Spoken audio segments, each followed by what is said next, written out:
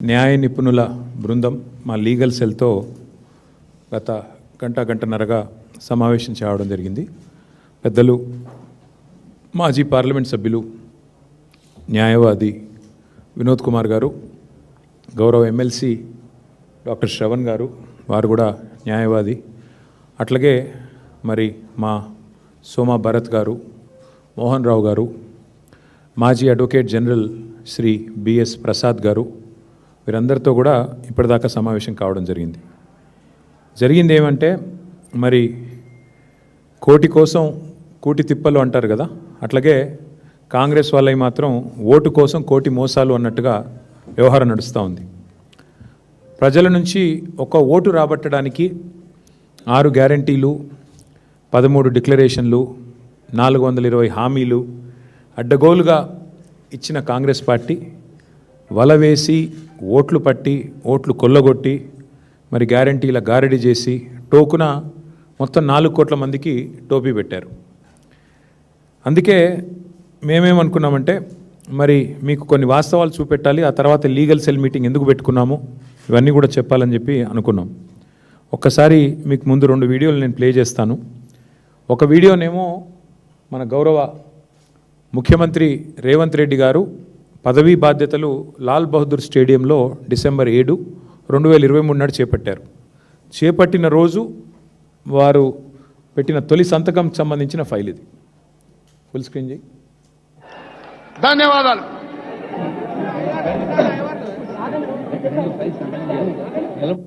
చేస్తారు. గౌరవ ముఖ్యమంత్రి గారు ఎన్నికల ప్రచారంలో భాగంగా తమ ప్రభుత్వం ఏర్పడగానే 6 గ్యారంటీలకు సంబంధించిన ఫైల్ మీద తొలి సంతకం చేస్తానని వాగ్దానం చేశారు. ఈ 6 గ్యారంటీల అమలుకు సంబంధించి అభయహస్త చట్టానికి మార్గాన్ని సుగమం చేస్తూ ఇప్పుడు తొలి ఫైల్ పై సంతకం చేస్తారు. I request officers concern to bring the file. అభయహస్తం చట్టం చేయడానికి, అంటే 6 గ్యారంటీలను చట్టబద్ధత కల్పించడానికి అభయహస్తం చట్టం చేయడానికి సంబంధించిన ఫైలు మీద గౌరవ ముఖ్యమంత్రి గారు సంతకం చేస్తారు అని వ్యాఖ్యాత అనౌన్స్ చేస్తారు. తర్వాత ముఖ్యమంత్రి గారు సంతకం పెడుతూ ఫోటోలకు పోజ్ ఇచ్చారు, వీడియోగ్రాఫర్లకు పోజ్ ఇచ్చారు, అల్టిమేట్గా సంతకం పెట్టారు. తర్వాత రెండో కరెక్ట్గా ఇదేమో డిసెంబర్ 7, 2023 ప్రమాణ స్వీకారం చేసిన మొదటి రోజు అదే వేదిక మీద అభయహస్తం అనే చట్టానికి సంబంధించిన ఫైల్ పైన సంతకం పెట్టారు. ఇక రెండవది కరెక్ట్గా వారం రోజుల తర్వాత గవర్నర్ గారు ఉభయ సభలను ఉద్దేశించి, ఆనాటి రాష్ట్ర గవర్నర్ తమిళిసై సౌందరరాజన్ గారు ఉభయ సభలను ఉద్దేశించి చేసిన ప్రసంగం ఇదే విషయానికి సంబంధించి ఇప్పుడు మీరు వింటారు. We have declared 6 guarantees for the welfare and development of the people. In time, with promises made, Chief Minister Shri Revanth Reddy Garu signed the file giving legal sanctity to the 6 guarantees soon after his swearing in. This proved the commitment and dedication of our government. My government 6 గ్యారంటీల we have declared అమలు 6 విషయంలో guarantees. చిత్తశుద్ధిగా మా ప్రభుత్వం ముందడుగు వేస్తున్నది. వాటికి చట్టబద్ధత కల్పించే విషయంలో, చట్టం చేసే విషయంలో. ఆ ఫైలు మీద ముఖ్యమంత్రి గారు సంతకం పెట్టారని ఎవరో ఐరాగార వ్యక్తి చెప్పలేదు. రాష్ట్ర గవర్నర్ గారు ఉభయ సభలను ఉద్దేశించి మరి అక్కడ జాయింట్ సెషన్ ఎమ్మెల్యేలు ఉన్నారు, ఎమ్మెల్సీలు ఉన్నారు. ఆ సభలో గౌరవనీయురాలైన గవర్నర్ గారు చెప్పిన మాట, ఫైలు సంతకం అయ్యింది, సంతకం పెట్టారు అని నొక్కి వక్కా నుంచి చెప్పిన మాట కూడా ఇప్పుడే మీరు విన్నారు. మరి 100 గ్యారంటీలు, 6 రోజులు, ఫైళ్ళు, సంతకాలు, 6 గ్యారంటీలు చట్టబద్ధత, స్టాచ్యూట్ చేస్తున్నాము, చట్టం చేస్తున్నామని చెప్పి ఇప్పుడు 840 రోజులు మరి గడిచిపోయింది. 6 గ్యారంటీల్లో ఈరోజు వరకు అర గ్యారంటీ కూడా అమలు కాలేదు. నిజంగా చెప్పాలంటే ప్రపంచ ఎన్నికల చరిత్రలోనే అతి పెద్ద ఫ్రాడ్ ఏదైనా ఉంది అంటే కాంగ్రెస్ యొక్క అభయహస్తం మేనిఫెస్టో. అందుకే ఇవాళ మేము కూర్చున్నాం, లీగల్ సెల్ అంతా కూర్చున్నాం. మా సీనియర్ నాయకులు, న్యాయ నిపుణులు, మాజీ అడ్వకేట్ జనరల్ గారితో కూర్చొని ఇవాళ మేము ఒక బిల్లు, ప్రైవేట్ మెంబర్ బిల్లుని తయారు చేశాం. తయారు చేసిన బిల్లు యొక్క కాపీ ఇది. ఈ బిల్లు ఏదైతే ఉన్నదో రాష్ట్ర శాసనసభలో, శాసన మండలిలో మేము ప్రవేశపెట్టబోతా ఉన్నాం. ఈ వచ్చే శుక్రవారం రోజు ప్రవేశపెట్టబోతా ఉన్నాం. 6 గ్యారంటీలకు చట్టబద్ధత కల్పిస్తూ మరి వెంటనే దీన్ని ఆమోదించాలని కోరుతూ ఈ బిల్లును మేము ఇంట్రడ్యూస్ చేయబోతా ఉన్నాం. సరే, మీరు అడగొచ్చు, ఒక ప్రైవేట్ మెంబర్ బిల్లు పెట్టొచ్చా? బిల్స్ అన్నీ గవర్నమెంట్ కదా పెట్టాలి. ఉమ్మడి ఆంధ్రప్రదేశ్లో మనకు ఒక చరిత్ర ఉంది. ఉమ్మడి ఆంధ్రప్రదేశ్లో గౌరవనీయులు నందమూరి తారక రామారావు గారు ముఖ్యమంత్రిగా ఉన్నప్పుడు 1986 ఆ టైంలో అనుకుంటాను, ఆ రోజు ఒక ప్రైవేట్ మెంబర్ బిల్లు ప్రవేశపెట్టడం జరిగింది. ఆనాటి భారతీయ జనతా పార్టీ ఫ్లోర్ లీడర్గా ఉన్న సిహెచ్ విద్యాసాగర్ రావు గారు ఒక ప్రైవేట్ మెంబర్ బిల్లు ప్రవేశపెడితే గవర్నమెంటు దాన్ని ఆహ్వానించి దాన్ని చట్టం కూడా చేసింది. అంటే ఈ రాష్ట్రంలో ప్రెసిడెంట్ ఉంది, ఉదాహరణ ఉంది, ఇదివరకు జరిగిన ఉదంతం మన కళ్ళ ముంగట్నే ఉంది. అంటే గవర్నమెంట్కు సంస్కారం ఉంటే, గవర్నమెంట్కు చిత్తశుద్ధి ఉంటే, ప్రజల పట్ల ప్రేమ ఉంటే ఎవరు బిల్లు ప్రవేశపెడితే ఏమి మద్దతు ఇవ్వడానికి. అందుకే మేము రాష్ట్ర ప్రజల తరపున ప్రభుత్వాన్ని కోరుతా ఉన్నాం.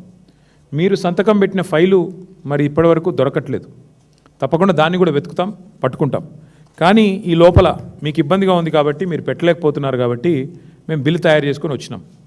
మరి ఆ బిల్లును దయచేసి ప్రవేశపెట్టే విధంగా సహకరించాలని గౌరవ స్పీకర్ గారిని కలుస్తాం, చైర్మన్ గారిని కలుస్తాం, మెంబర్లందరికీ బిల్లు కాపీస్ ఇస్తాం, ఇచ్చి ఈ బిల్లుకు మద్దతు ఇవ్వాలని చెప్పి కూడా మా లాబింగ్ కూడా మేము చేస్తాం. ఎందుకంటే అల్టిమేట్గా ఈ చట్టం చేయడానికి నాకు తెలిసినంత వరకు మరి ఎవరికి ఇబ్బంది ఉండకూడదు.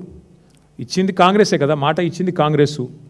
ఎన్నికల మేనిఫెస్టోనే అభయహస్తం 6 గ్యారంటీలు 100 రోజులు. కాబట్టి కాంగ్రెస్కి అభ్యంతరం ఉండడానికి అవకాశం లేదు.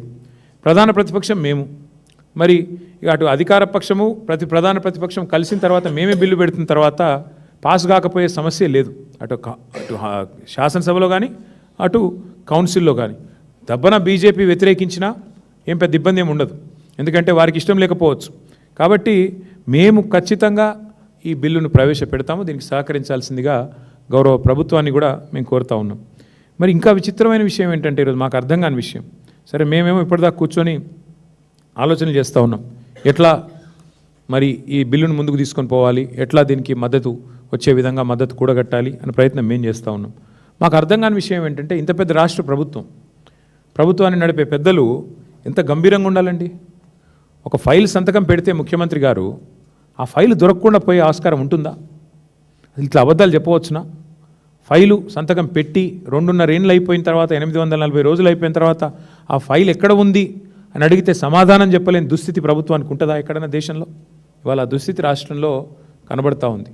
మాకు అనుమానం వస్తుంది, మరి ఏమన్నా రాను పోను ఢిల్లీ విమానంలో ఎక్కడైనా పోగొట్టుకున్నారా?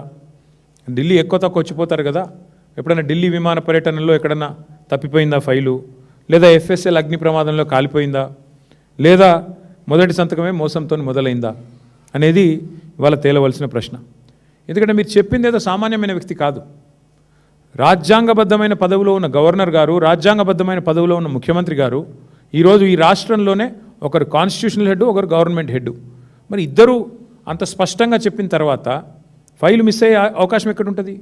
3 బడ్జెట్లు అయిపోయినాయి, మిగిలింది ఇంకొకే ఒక్క బడ్జెట్. ఇక లాస్ట్ ఇయర్ బడ్జెట్ ఎట్లాగూ ఎలక్షన్ బడ్జెట్, 2028లో జరిగే బడ్జెట్ ఎట్లాగూ ఎన్నికల బడ్జెటే, దానికి అర్థం ఏమి ఉండదు. ఎందుకంటే అది ఫుల్ ఇయర్ బడ్జెట్ కూడా కాదు, మధ్యలోనే ఎలక్షన్ కూడా వస్తుంది. కాబట్టి మీకు మిగిలింది ఒకే ఒక్క బడ్జెట్ 2027. మరి అందుకే ఈ 6 గ్యారంటీల విషయంలో మేము పట్టుబడుతున్నాం. అందుకే రాష్ట్ర ప్రజలకు న్యాయం జరగాలి. మహిళలకి 2,500 రూపాయలు మీరు ఇచ్చిన హామీ మేరకు రావాలి. వెంటనే మహాలక్ష్మి పథకం ప్రారంభం కావాలి. అట్లాగే 4,000 పెన్షన్ పెద్ద మనుషులందరూ ఎదురు చూస్తూ ఉన్నారు ఎప్పుడు ప్రారంభం అవుతుంది అని. చేయూత కింద 4,000 అన్నారు, వెంటనే ప్రారంభం కావాలనే ఈ మొత్తం రాష్ట్రంలోని పెద్ద మనుషులందరి తరపున ఈ ప్రైవేట్ మెంబర్ బిల్లు పెడతా ఉన్నాం. అట్లాగే రైతు భరోసా అన్నారు మీరు, రైతు బంధు కాదు రైతు భరోసా, 10,000 కాదు 15,000 అన్నారు. అది ఆ రాష్ట్రంలోని 70 లక్షల మంది రైతుల తరపున ఈ ప్రైవేట్ మెంబర్ బిల్లు పెడతా ఉన్నాం. రాష్ట్రంలోని 22 లక్షల మంది కౌలు రైతుల తరపున ఈ బిల్లు పెడతా ఉన్నాం. ఎందుకంటే మీరు కౌలు రైతులకు కూడా మరి 15,000 ఇస్తామని చెప్పారు, కాబట్టి కౌలు రైతుల తరపున ఈ బిల్లు పెడతా ఉన్నాం. అట్లాగే రాష్ట్రంలో ఉన్న 5 లక్షల మంది దివ్యాంగులకి మీరు ఇచ్చిన మాట 6,000 రూపాయల పెన్షన్ అని 100 రోజుల్లో, వారి తరపున ఈ బిల్లు పెడతా ఉన్నాం. రాష్ట్రంలోని విద్యార్థులందరూ ఎదురు చూస్తూ ఉన్నారు విద్యా భరోసా కార్డు, అది కూడా 6 గ్యారంటీల్లో ఒక హామీ. 5 లక్షల రూపాయల విద్యా భరోసా కార్డు ఇస్తామన్నారు. మరి రాష్ట్రంలోని విద్యార్థులందరి తరపున ఫీజు రీయింబర్స్మెంట్ బకాయిల కోసం ఎదురు చూస్తున్న రాష్ట్ర విద్యార్థులు వారి తల్లిదండ్రుల తరపున మరి ఈ బిల్లు ప్రవేశపెట్టబోతా ఉన్నాం. అసెంబ్లీలో జరిగే ఈ బడ్జెట్ సమావేశాల్లో ప్రతిపక్షంగా ఇది మా బాధ్యత కాబట్టి మరి దారుణంగా దగాబడ్డ తెలంగాణ ప్రజల తరపున ఈ బిల్లును మేము పెడతా ఉన్నాం. ప్రజలు కూడా అర్థం చేసుకోవాలని కోరుతా ఉన్నాం. వాళ్ళ ప్రభుత్వము చాలా స్పష్టంగా చెప్పింది. ముఖ్యమంత్రి గారు స్వయంగా అభయహస్తం చట్టం మీద సంతకం పెట్టారు ఆ ఫైల్ మీద అని ప్రభుత్వమే చెప్పింది. గవర్నర్ గారి చేత చెప్పించింది. 2023 డిసెంబర్లోనే ఇదంతా జరిగింది. ఇవాళ మనం మార్చ్ 2026లో మాట్లాడుతూ ఉన్నాం. 6 గ్యారంటీల విషయంలో అందుకే మీరు ఎవ్వరు దరఖాస్తులు పెట్టుకునే పని లేదు, దండాలు పెట్టే పని లేదు. ఏమొస్తుంది, చట్టం అయితే ఏం జరుగుతుంది? కొంతమందికి అనుమానం ఉండొచ్చు, అసలు ఈ చట్టం ఏంది, ఏం మాట్లాడుతున్నాడు ఈయన అని. చట్టం అయితే అడ్వాంటేజ్ ఏంటంటే ఈ రాష్ట్రంలోని ఆడబిడ్డలకి, మన ముఖ్యమంత్రి గారు మాట్లాడారు కదా, మీరు చూసింటారు. ట్రాఫిక్ చలాన్లు అవసరమైతే ఎవరైతే ఆ చలాన్ పడుతుందో వాళ్ళ ఖాతాను డైరెక్ట్గా బ్యాంకులకి వెళ్ళి కట్ చేయాలి అని ముఖ్యమంత్రి గారు మాట్లాడారు. చట్టం అయితే ఏమవుతుందంటే మీకు కూడా సవలతు వస్తుంది. మీకు కూడా 2500 ఎదురు చూసి అక్కడ ఉండదు. చట్టం అయితే నా ప్రైవేట్ మెంబర్ బిల్లు పాస్ అయితే, కాంగ్రెస్ బీజేపీ సహకరిస్తే బిల్లు పాస్ అయితే ఏం జరుగుతుందంటే మా రాష్ట్రంలోని ఆడబిడ్డలందరికీ సచ్చినట్టు గవర్నమెంట్ 2500 ఇవ్వాల్సిందే. లేకపోతే డైరెక్ట్గా ఖాతాలకు వెళ్ళి కట్ చేసుకునే ఆటో డెబిట్ సౌకర్యం తప్పకుండా మీకు వస్తుంది. మీ ఖాతాల్లో వచ్చి పడుతుంది, లేదంటే బాకీగా మిగిలిపోతుంది. మీకు తప్పకుండా ప్రభుత్వానికి ఇయ్యక తప్పని పరిస్థితి వస్తుంది. రాష్ట్రంలోని పెద్ద మనుషులందరికీ 4000 పెన్షన్కి సంబంధించి చట్టబద్ధత వస్తే మీకు హక్కు వస్తుంది. ఆ హక్కుతో మీరు కోర్టుకు పోయి ఇగో చట్టం ఉంది వీళ్ళు ఇస్తలేరు అంటే కోర్టు మొట్టికాయలేసి గవర్నమెంట్తో మిత్తితో సహా మీకు కట్టించిస్తుంది. ఆ గది లాభం అయ్యేది. రైతులకు హక్కు వస్తుంది. 6 గ్యారంటీల చట్టం అయితే హక్కు వస్తుంది. ఎట్లా హక్కు? మాకు 15,000 అన్నాడు, ఇస్తలేడు, ఇప్పటికే 3 సార్లు ఎగ్గొట్టిండు రైతు బంధు అని మీరు కోర్టుకు పోతే కోర్టు మొట్టికాయలేసి గవర్నమెంట్తోని ఖచ్చితంగా మీకు పైసలు ఇప్పిస్తుంది. రాష్ట్రంలోని విద్యార్థులకు లాభం అవుతుంది. 5 లక్షల విద్యా భరోసా కార్డు ఇయ్యక తప్పని పరిస్థితి గవర్నమెంట్కు ఆ అనివార్యత ఏర్పడుతుంది. అందుకే మేము మీ తరపున ఈ బిల్లు పెడతా ఉన్నాం. మీరు దరఖాస్తులు ఇవ్వాల్సిన అవసరం ఉండదు, దండాలు పెట్టవలసిన పని లేదు, ఇక అయ్యా అప్ప అని చెప్పి ఎవరిని బతిమలాడుకోవాల్సిన అవసరం కూడా ఉండదు. ఎట్లయితే ప్రభుత్వ ఉద్యోగులకు ప్రభుత్వం విధిగా జీతాలు ఇస్తుందో చట్టం చేస్తే అట్లాగే మీకు 4,000 రూపాయల పెన్షను, చట్టం చేస్తే అట్లాగే మీకు 2,500 మహిళలకి, 15,000 రైతులకి, అట్లాగే 5 లక్షల విద్యా భరోసా కార్డు విద్యార్థులకి మీకు వస్తుంది. చట్టం యొక్క ఉద్దేశం ఇది. ఇప్పుడు మన రాష్ట్రంలో దళితులకి ఎస్సీ ఎస్టీ సప్లాన్ ఉంది, గిరిజనులకి జనాభా ప్రకారం మీకు బడ్జెట్లో ఇంత వాటా కేటాయిస్తున్నామని ప్రభుత్వం చట్టం చేసింది. దాని ప్రకారం ఒకవేళ చట్టం అమలు చేయకపోతే ఆ పైసలు వచ్చే బడ్జెట్లో మళ్ళీ రోల్ ఓవర్ అయ్యే విధంగా వ్యవహారం చేసినారు. అట్లాగే మేమేమనుకున్నామంటే ఈ బిల్లు పాస్ అయ్యి చట్టం అయితే ఒకరిద్దరికి కాదు లాభం అయ్యేది. రాష్ట్రంలో 72 లక్షల మంది రైతులకి ఎకరానికి 15,000 రూపాయలు వస్తుంది. చట్టం అంటే ఇంకోటి మా రైతు కూలీలకి అది కూడా ఉంది ఇందులోనే. నరేగా చట్టం ఉంది కదా, మీకు తెలుసు కదా, ఈ మధ్యన దాని పేరు మార్చినట్టున్నారు, ఏదో రామ్జీ అని ఏదో పెట్టినారు. అట్లాగే మరి ఈ చట్టం అయితే ప్రైవేట్ మెంబర్ బిల్లు చట్టం అయితే 6 గ్యారంటీలది మీకు లాభం ఏంది అంటే యాసంగికి ఎగ్గొడతా, వానాకాలం ఎగ్గొడతా అని చెప్పే హక్కు ముఖ్యమంత్రికి ఉండదు. ఇప్పటికి 3 సార్లు రైతు బంధు ఎగ్గొట్టిన ముఖ్యమంత్రికి తప్పదు.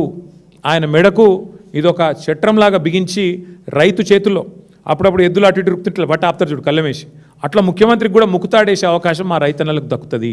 అందుకే ఈ చట్టం చేయాలంటున్నాం. పాస్బుక్ ఉన్న ప్రతి రైతుకి దీనివల్ల లాభం అవుతుంది. రైతు బంధు ఆపే అవకాశం ప్రభుత్వానికి ఉండదు. అన్ని పంటలకు 500 బోనస్ అన్నారు. చట్టం అయితే మీకు బోనస్ కూడా ఇవ్వక తప్పని పరిస్థితి. అన్ని పంటలకు మొక్కజొన్న కావచ్చు, పత్తి కావచ్చు, సోయా కావచ్చు, మిర్చి కావచ్చు, అన్నిటికి ఇస్తామన్నారు. అన్నిటికీ మరి ఇచ్చే విధంగా చట్టం పనికొస్తుంది. బోనస్ అనేది బోగస్ కాకుండా కాపాడేది ఈ చట్టం. అట్లాగే రైతు కూలీలకు నెలకు 1000 రూపాయలు అన్నారు. ఈ చట్టం ద్వారా మీకు కూడా రైతు కూలీలకు కూడా లాభం అవుతుంది. ఆటో డ్రైవర్లకు నెలకు 1000 రూపాయలు అన్నారు. మరి మా రాష్ట్రంలోని 7 లక్షల మంది ఆటో అన్నలకి వాళ్ళకు కూడా ఈ చట్టంతో లాభం అవుతుంది. అందుకే దయచేసి నేను రాష్ట్ర ప్రజల్ని కూడా కోరుతా ఉన్నా, మీరు కూడా ఏం చేయాలంటే ఈ బిల్లు పెట్టిన తర్వాత మీ ఎమ్మెల్యేలను కలవాలి. మీ నియోజకవర్గంలో కాంగ్రెస్ అయితేంది, బీజేపీ అయితేంది, టీఆర్ఎస్ అయితేంది, కలవాలి. కలిసి అన్న ఈ చట్టం వస్తుంది, మీరు దయచేసి ఓటేయాలి, ఓటేస్తే నాకు హక్కు వస్తుంది అని చెప్పి మీరు కూడా మరి మీ ప్రజాప్రతినిధుల మీద, గౌరవ ఎమ్మెల్యేలు, గౌరవ ఎమ్మెల్సీల మీద తప్పకుండా ఒత్తిడి తేవాలని చెప్పి కూడా నేను కోరుతా ఉన్నా. అట్లాగే రాష్ట్రంలోని ప్రతి వర్గానికి గ్రామాన నేను విజ్ఞప్తి చేస్తూ ఉన్నా, ఈ బిల్లు పెట్టిన తర్వాత తప్పకుండా 6 గ్యారంటీల మీద చట్టం చేయండి. చేస్తే ఆటో డెబిట్ అంటే మీరు చలాన్లకు ఎట్లయితే ప్రభుత్వం నా అకౌంట్లోకి వెళ్ళి కట్ చేస్తూ అంటుందో అట్లా ప్రభుత్వ అకౌంట్లకి వెళ్ళి నాకు పైసలు పడేటట్టు మా కేటీఆర్ అన్న మా బీఆర్ఎస్ పార్టీ చట్టం తెస్తున్నది. కాబట్టి దాన్ని మీరు అమలు చేయండి, దానికి మీరు వంతపాడండి, దానికి మద్దతు ఇవ్వండి అని గౌరవ ప్రజాప్రతినిధులను మీరు మోటివేట్ చేయండి, వారికి చెప్పండి. తెలియని వాళ్ళు ఉంటే చదువుకున్న వాళ్ళు తెలియజెప్పే విధంగా ఎఫర్ట్ పెట్టండి. ప్రభుత్వం ముక్కు పిండి మీ పైసలు మీ ఖాతాలో పడేటందుకే ఈ చట్టం తీసుకొని వస్తున్నాము. అందుకే గల్లా బట్టి నిలదీసే విధంగా మరి ఈ రకంగా ముందుకు పోతున్నాం. ఈ చట్టం విషయంలో 6 గ్యారంటీల చట్టబద్ధత విషయంలో మరి తప్పకుండా అన్ని పార్టీలు సహకరించాలని గౌరవ స్పీకర్ గారు, సెక్రటేరియట్ కూడా వారి శాసనసభ సెక్రటేరియట్ కూడా సిబ్బంది కూడా సహకరించాలని చెప్పి కూడా కోరుతూ ఈ 6 గ్యారంటీల చట్టబద్ధత విషయంలో మేము ఎంత సీరియస్గా ఉన్నామని చెప్పడానికే ఈరోజు ఈ బిల్లు కూడా డ్రాఫ్ట్ కూడా తయారు చేసి న్యాయ నిపుణులతో కూడా చర్చించి ఇది అవసరమైతే పబ్లిక్ డొమైన్లో కూడా పెడతాం. పబ్లిక్ కూడా ఏమైనా సజెషన్స్ ఇస్తే ఇవ్వచ్చు. దాని తర్వాత మండే ట్యూస్డే పోయి మరి ఆ శాసనసభలో శాసన మండలిలో ఇంట్రడ్యూస్ చేస్తాము. అల్టిమేట్గా ఫ్రైడే రోజు వస్తుంది ఓటింగ్కి. వచ్చినప్పుడు తప్పకుండా అందరూ సహకరించాలని మరొకసారి కోరుతూ వదిలిపెట్టాం ఈ ప్రభుత్వాన్ని. 6 గ్యారంటీల విషయంలో 420 హామీలు 13 డిక్లరేషన్ల విషయంలో తప్పకుండా పట్టుబడతామని చెప్పి మరొకసారి మర్చిపోయాను.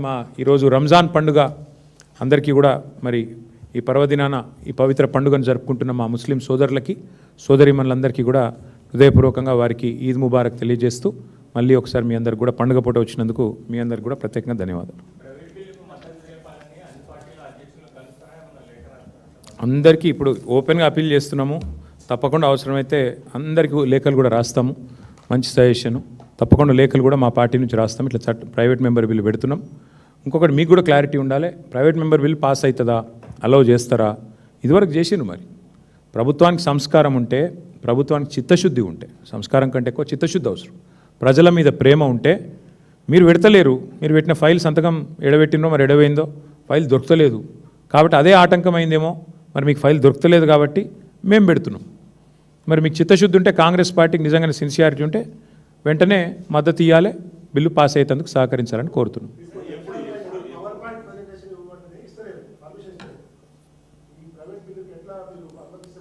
నేను ఇప్పుడే రాములు గారు మీకు ఇప్పుడే చెప్పిన, నేను నందమూరి తారక రామారావు గారు ఆనాడు ముఖ్యమంత్రిగా ఉన్నప్పుడు Bharatiya Janata Party floor leader Vidyasagar Rao గారు ఒక ప్రైవేట్ మెంబర్ బిల్లు పెడితే ముఖ్యమంత్రి గారే ముందుకొచ్చి తప్పకుండా పెట్టండి, మేము గవర్నమెంట్ నుంచి మద్దతు ఇస్తామని చెప్పి బిల్లు పాస్ అయింది.